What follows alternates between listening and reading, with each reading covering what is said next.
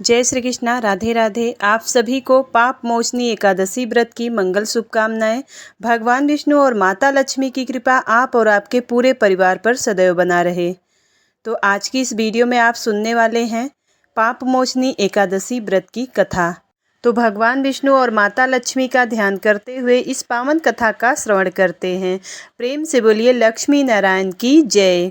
धर्मराज युधिष्ठिर बोले कि हे जनार्दन, चैत्र मास के कृष्ण पक्ष की एकादशी का क्या नाम है तथा उसकी क्या विधि है, कृपा करके आप मुझे बताइए। श्री भगवान बोले कि हे राजन, चैत्र मास के कृष्ण पक्ष की एकादशी का नाम पाप मोचनी एकादशी है। इसके व्रत के प्रभाव से मनुष्य के सभी पापों का नाश होता है। यह व्रतों से उत्तम व्रत है। इस पाप मोचनी एकादशी के महात्म्य के श्रवण व पठन से व्यक्ति के समस्त पाप नाश को प्राप्त हो जाते हैं, जैसा कि इसका नाम ही पाप मोचनी एकादशी है। एक समय देवर्षि नारद जी ने जगत पिता ब्रह्मा जी से कहा कि महाराज, आप मुझसे चैत्र मास के कृष्ण पक्ष की एकादशी का विधान कहिए। ब्रह्मा जी कहने लगे कि हे नारद, चैत्र मास की कृष्ण पक्ष की एकादशी पाप मोचनी एकादशी के रूप में मनाई जाती है। इस दिन भगवान विष्णु का पूजन किया जाता है। इसकी कथा के अनुसार प्राचीन समय में चित्ररथ नामक एक रमणीक वन था। इस वन में देवराज इंद्र गंधर्व कन्याओं तथा देवताओं सहित स्वच्छंद विहार करते थे। एक बार मेधावी नामक ऋषि भी वहां पर तपस्या कर रहे थे। वे ऋषि शिव उपासक तथा अप्सराएं शिव द्रोहिणी, अनंग, दासी और अनुचरी थीं। एक बार कामदेव ने मुनि का तप भंग करने के लिए उनके पास मंजुघोषा नामक अप्सरा को भेजा। युवावस्था वाले मुनि अप्सरा के हाव भाव, नृत्य, गीत तथा कटाक्षों पर काम मोहित हो गए। मुनि की ऐसी दशा देखकर मंजुघोषा उनके समीप आई और उनका आलिंगन करने लगी। मंजुघोषा के बाहुपास में जकड़े मेघावी मुनि शिव भक्ति को भूल गए और उसके साथ काम क्रीड़ा में लिप्त हो गए। उन्हें दिन रात का भी ज्ञान नहीं रहा। काफी समय तक वे दोनों साथ साथ रहे। समय का प्रवाह अपनी गति से चलता रहा। आखिर एक दिन मंजुघोषा मुनि से बोली कि हे मुने, आपके साथ रहते हुए मुझे काफी समय बीत गया है। अब आप मुझे स्वर्ग जाने की आज्ञा दें। उसके वचन सुनकर मुनि बोले कि हे सुंदरी, अभी तो साँझ है, सवेरा होने तक तो ठहरो। मंजुघोषा ने पुनः कहा कि मुने, अब तक तो न जाने कितनी ही संध्याएं गुजर चुकी हैं। आप समय का विचार करें और मुझे स्वर्ग जाने की आज्ञा दें। मंजुघोषा की बात सुनकर मुनि मेघावी को घोर आश्चर्य हुआ। वे ध्यान लगाकर समय का विचार करने लगे तो उन्हें ज्ञात हुआ कि उन्हें उस सुंदरी के मोह पास में बंधे हुए 57 वर्ष 7 माह और 3 दिन गुजर चुके हैं।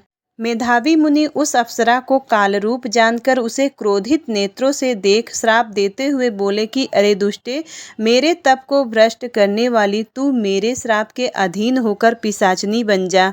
हे पापनी दुराचारी, तुझे बार बार धिक्कार है। मुनि के श्राप से पिशाचनी बनी मंजुघोषा ने मुनि से निवेदन किया कि प्रभु, अब आप मेरे श्राप का निवारण कीजिए। हे स्वामिनी, मैंने आपके साथ अनेक वर्ष बिताए हैं, इसलिए आप मुझे क्षमा करके मुझ पर कृपा करें। तब मुनि ने पिशाचनी बनी मंजुघोषा से कहा कि अरे दुष्टा, मैं तुझे श्राप के निवारण का उपाय बतलाता हूँ। ध्यान से सुन। चैत्र मास के कृष्ण पक्ष की एकादशी का नाम पाप मोचनी है। इस एकादशी का व्रत करके और तुझे पिशाच योनि से मुक्ति मिल जाएगी। मुनि ने उसे व्रत विधि पूजन सब बतलाकर स्वयं च्यवन ऋषि के आश्रम पर चले गए और उन्हें सारी बात बताई। च्यवन ऋषि ने उनसे कहा कि हे पुत्र, यह तुमने क्या कर डाला? तुमने तो अपने तप को ही नष्ट कर डाला है। मेधावी ऋषि बोले कि पाप तो मैंने बहुत बड़ा कर डाला, लेकिन अब आप इससे मुक्ति का कोई उपाय बताइए। तब च्यवन ऋषि बोले कि पुत्र, तुम चैत्र मास के कृष्ण पक्ष की पाप मोचनी एकादशी का श्रद्धा पूर्वक व्रत करो। मेधावी मुनि ने इस व्रत को किया तो व्रत के प्रभाव से उनके पाप नष्ट हो गए। उधर मंजुघोषा को भी व्रत के प्रभाव से पिशाच योनि छूट गई और वह स्वर्ग चली गई।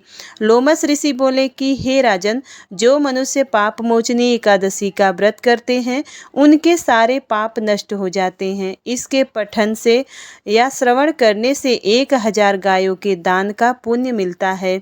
इसके प्रभाव से ब्रह्महत्या, सोने की चोरी, मदिरापान, गुरु पत्नी से समागम जैसे पापों का भी नाश हो जाता है। इस एकादशी का व्रत महापुण्यदायी है।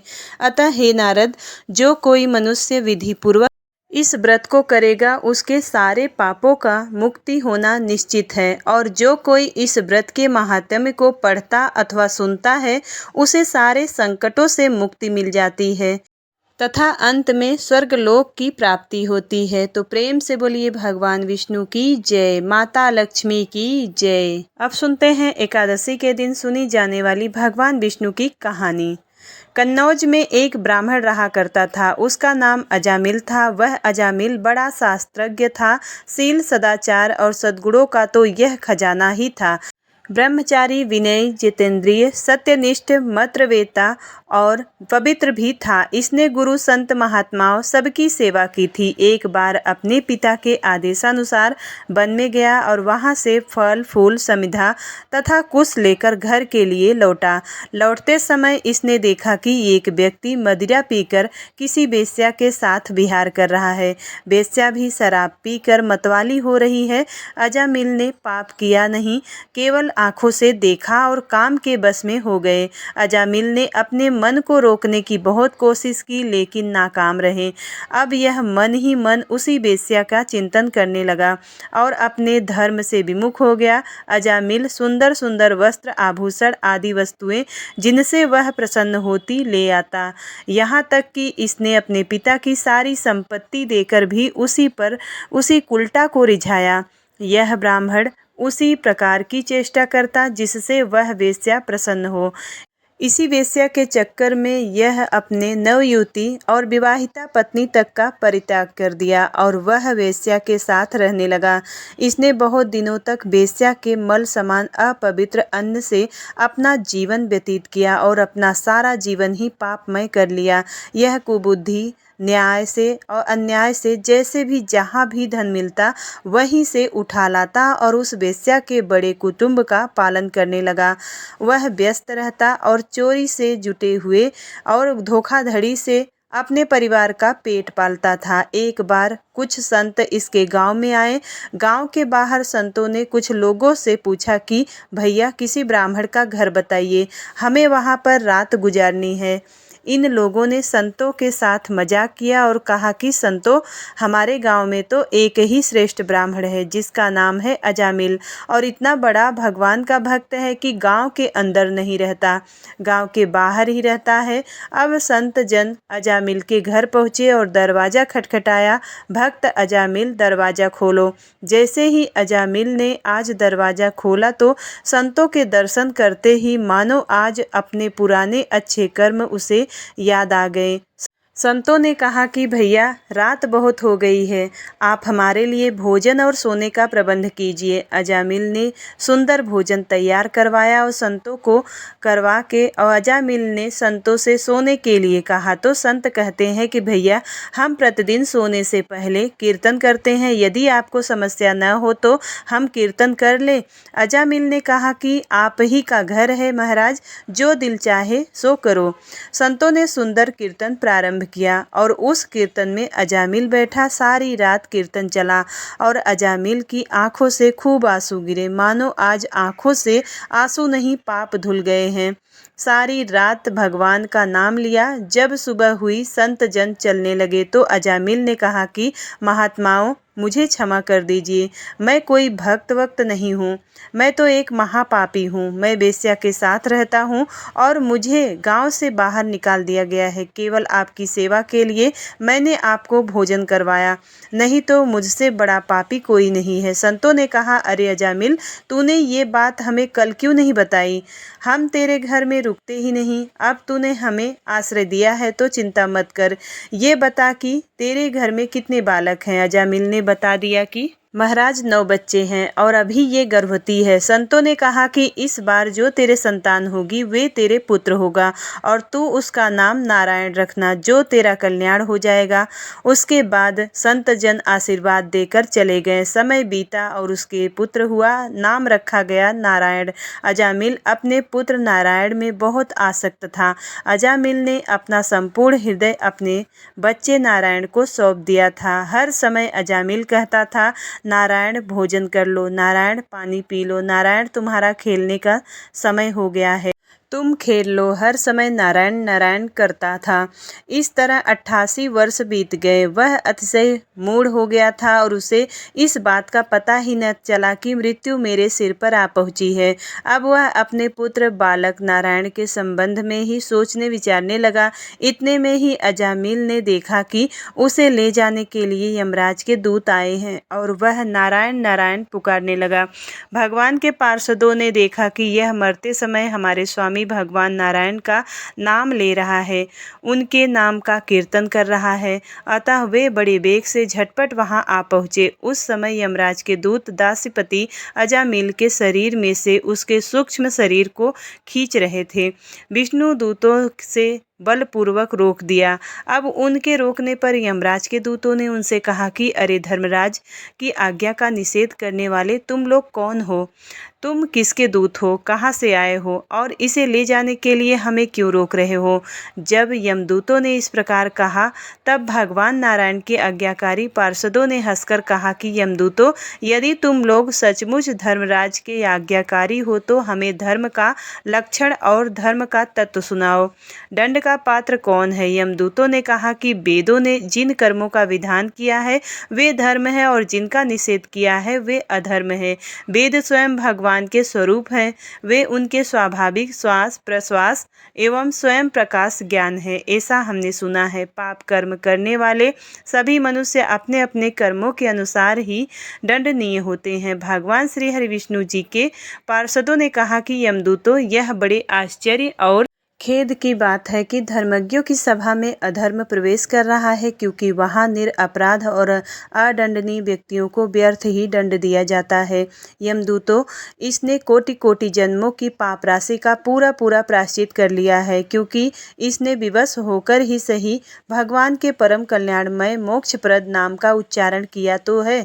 अब जिस समय इसने नारायण इन 4 अक्षरों का उच्चारण किया, उसी समय केवल उतने से ही इस पापी के समस्त पापों का प्रायश्चित हो गया। चोर, शराबी, मित्रद्रोही, ब्रह्मघाती, गुरु पत्नीगामी ऐसे लोगों का संसर्गी, स्त्री, राजा, पिता और गाय को मारने वाला, चाहे जैसा हो और चाहे जितना बड़ा पापी हो, सभी के लिए यही इतने से ही सबसे बड़ा प्रायश्चित है कि भगवान के नामों का जाप किया जाए, क्योंकि भगवान नामों के उच्चारण से मनुष्य की बुद्धि भगवान के गुण, लीला और स्वरूप में रम जाती है और स्वयं भगवान की उसके प्रति आत्मीय बुद्धि हो जाती है। तुम लोग अजामिल को मत ले जाओ, इसने सारे पापों का प्रायश्चित कर लिया है, क्योंकि इसने मरते समय भगवान के नाम का उच्चारण किया है। इस प्रकार भगवान के पार्षदों ने भगवत धर्म का पूरा पूरा निर्णय सुना दिया और अजामिल को यमदूतों के पास से छुड़ाकर मृत्यु के मुख से बचा लिया। भगवान की महिमा सुनने से अजामिल के हृदय में शीघ्र ही भक्ति का उदय हो गया। अब वह अपने पापों को याद करके बड़ा पश्चाताप करने लगा। अजामिल मन ही मन सोचने लगा कि अरे, मैं कैसा इंद्रियों का दास हूँ। मैंने एक दासी के गर्भ से पुत्र उत्पन्न करके अपना ब्रह्मत्व नष्ट कर दिया। यह बड़े दुख की बात है कि धिक्कार है मुझे, बार बार धिक्कार है। मैं संतों के द्वारा निंदित हूँ, पापात्मा हूँ। मैंने अपने कुल में कलंक का टीका लगा दिया। मेरे माँ बाप बूढ़े और तपस्वी थे, मैंने उनका भी परित्याग कर दिया। मैं कितना कृतज्ञ हूँ। मैं अब अवश्य ही अत्यंत भयावने नरक में गिरूंगा, जिसमें गिरकर धर्मघाती, पापात्मा, कामी पुरुष अनेकों प्रकार की यम यातना भोगते हैं। कहाँ तो मैं महाकपटी, पापी, निर्लज्ज और ब्रह्म तेज को नष्ट करने वाला, तथा कहाँ भगवान का वह परम मंगलमय नारायण नाम। सचमुच मैं तो कृतार्थ हो गया। अब मैं अपने मन, इंद्रियों और प्राणों को बस में करके ऐसा प्रयत्न करूँगा कि फिर अपने को घोर अंधकारमय नरक में न डालूं। मैंने यमदूतों से डर के कारण अपने पुत्र नारायण को पुकारा और भगवान के पार्षद प्रकट हो गए। यदि मैं वास्तव में नारायण को पुकारता तो क्या आज श्री नारायण मेरे सामने प्रकट नहीं हो जाते। अब अजामिल के चित्त में संसार के प्रति तीव्र वैराग्य हो गया।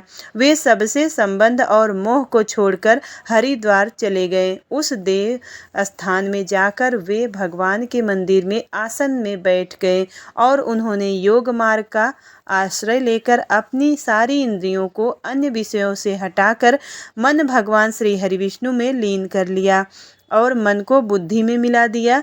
इसके बाद आत्मचिंतन के द्वारा उन्होंने बुद्धि को विषयों से पृथक कर लिया तथा भगवान के धाम अनुभव स्वरूप पर ब्रह्म में जोड़ दिया। इस प्रकार जब अजामिल की बुद्धि त्रिगुणमयी प्रकृति से ऊपर उठकर भगवान के स्वरूप में स्थित हो गई, तब उन्होंने देखा कि उनके सामने वे ही चारों पार्षद जिन्हें उन्होंने पहले देखा था खड़े हैं। अजामिल ने सिर झुकाकर उन्हें नमस्कार किया। उनका दर्शन पाने के बाद उन्होंने उस तीर्थ स्थान में गंगा के तट पर अपना शरीर त्याग दिया और तत्काल भगवान के पार्षदों का स्वरूप प्राप्त कर दिया। अजामिल भगवान के पार्षदों के साथ स्वर्णमय विमान पर आरूढ़ होकर आकाश मार्ग से भगवान लक्ष्मीपति के निवास स्थान बैकुंठ को चले गए। तो प्रेम से बोलिए भगवान विष्णु की जय, माता लक्ष्मी की जय। उम्मीद करती हूँ वीडियो आपको पसंद आती है। यदि वीडियो पसंद आती है तो एक लाइक ज़रूर करिएगा। चैनल पर पहली बार आए हैं तो सब्सक्राइब जरूर करिएगा और कमेंट बॉक्स में भगवान विष्णु और माता लक्ष्मी की जय जरूर लिखिएगा। तो मिलती हूँ अगली वीडियो में, तब तक के लिए राधे राधे, जय श्री कृष्णा।